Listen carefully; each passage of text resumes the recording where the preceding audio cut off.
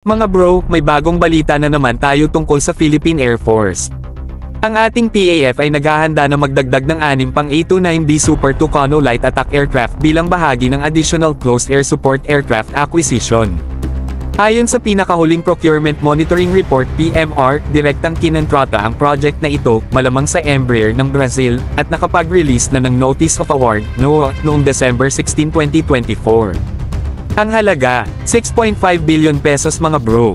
Bakit Super Tucano? Alam nyo mga bro, hindi ito ordinaryong eroplano.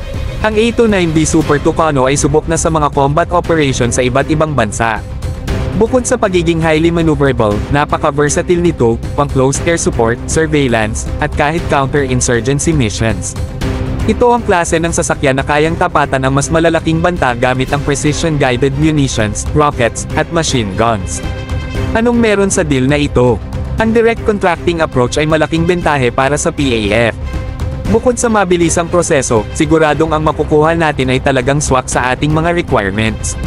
Hindi na bago sa PAF ang Super Tucano dahil nagkaroon tayo ng 6 na units. Strategic timing ito mga bro.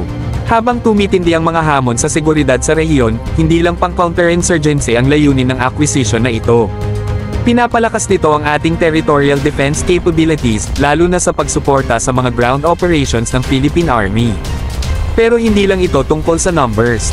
Ang pagkakaroon ng mga modernong eroplano gaya ng Super Tucano ay simbolo ng modernisasyon ng ating sandatahang lakas. Isa itong patunay na seryoso ang gobyerno sa pagpapalakas ng ating defense forces, hindi lang para sa national security kundi para sa kapayapaan at kaayusan sa ating bansa.